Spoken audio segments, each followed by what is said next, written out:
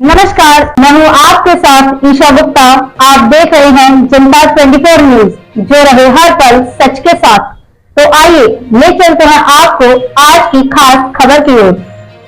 फिरोजाबाद में संसद में भाषण के दौरान गृह मंत्री अमित शाह द्वारा की गई टिप्पणी को लेकर बसपा ने किया विरोध प्रदर्शन।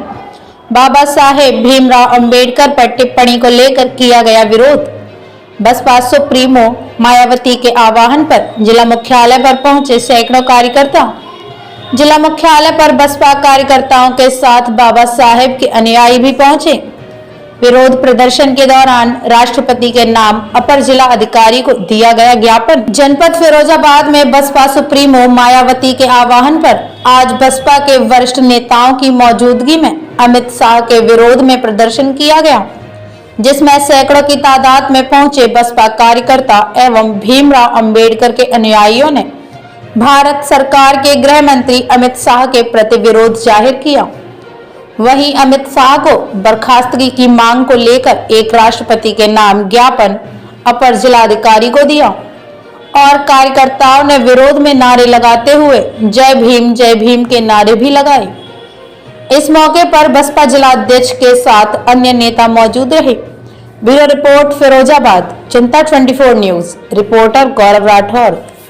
केंद्रीय गृह मंत्री माननीय अमित शाह जी ने जो बाबा साहब के नाम पर एक आलोचनात्मक टिप्पणी की है, वो निंदनीय है और हम SC-BC व बाबा साहब के अनुयायियों के लोगों के अंदर रोष व्याप्त है।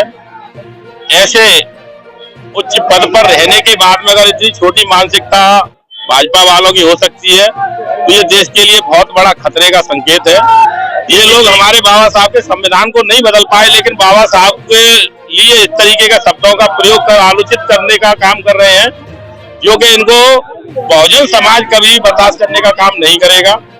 अगर बाबा साहब ने हम दलितों से माफी नहीं मांगी, बाबा साहब के भगवान है, हमारे भगवान रहेंगे, क्योंकि जो दलित पिछड़े अल्पसंख्यक दबे कुचले लोगों को न्याय दिलाने, कपड़ा वस्त्र पहनने हुए, खाने पीने का अधिकार देने वाले अगर कोई मसीहा है तो परम पूज्य बाबा साहब भीमराव अंबेडकर जी हैं, जिनके द्वारा आज अगर हम हिंदुस्तान में जीने का अधिकार प्राप्त कर चुके हैं तो बाबा साहब की देन है। अन्यथा देश आजाद होने के बाद में हम सर्वर जाति के लोगों के गुलाम होते, जैसे कि हम ब्रिटिश राज्य में अंग्रेजों के गुलाम थे।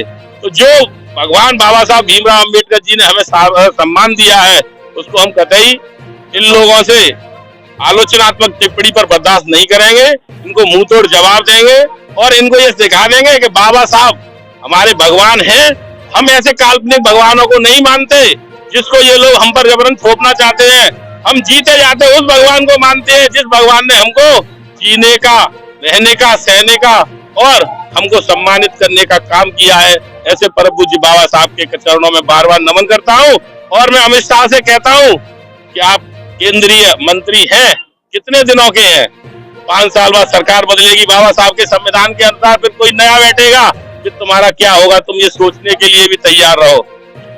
आज का ये धरना प्रदर्शन विगत 18 दिसंबर को, जैसा कि आप सभी लोगों को जानकारी है, संसद के शीतकालीन सत्र के दौरान केंद्रीय गृह मंत्री अमित शाह द्वारा संसद में अपने वक्तव्य में भारतीय संविधान के मूल निर्माता एवं करोड़ों SC-ST आदि बहुजनों के मसीहा, प्रेरणास्रोत और उद्धारक परम पूज्य बाबा साहब डॉक्टर भीमराव अम्बेडकर जी के प्रति जो अमर्यादित एवं उपहासपूर्ण शब्दों का प्रयोग किया गया, जिसकी बहुजन समाज पार्टी कड़े शब्दों में निंदा करती है।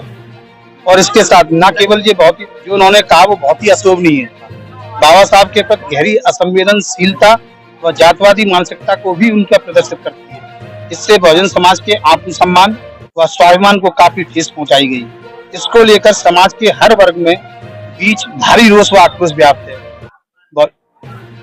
बाबा साहब डॉक्टर भीमराव अम्बेडकर जी, जिन्होंने भारत के संविधान का निर्माण कर देश को लोकतांत्रिक मूल्य प्रदान किए, इनका इस प्रकार का अपमान व अनादर किसी भी रूप में लोगों को स्वीकार नहीं है। इसके लिए बहुजन समाज पार्टी ने कई बार अमित शाह और उनकी पार्टी से इस संबंध में शब्दों को वापस लेने और उनसे माफी मांगने के लिए कहा गया, लेकिन आज तक उन्होंने ना तो माफी मांगी ना अपने शब्दों का वापस लिया। उसी के क्रम में आज ये बहुजन समाज पार्टी पूरे देश के अंदर शांतिपूर्ण तरीके से क्योंकि बाबा साहब डॉक्टर अम्बेडकर ने हमेशा हमें कानून का रास्ता अख्तियार करने के लिए उन्होंने कहा। तो उसी शांति व्यवस्था के आधार पर आज हमने पूरे देश के सभी जिला मुख्यालयों पर ये ज्ञापन दिया गया। उस ज्ञापन की कॉपी मैंने आपको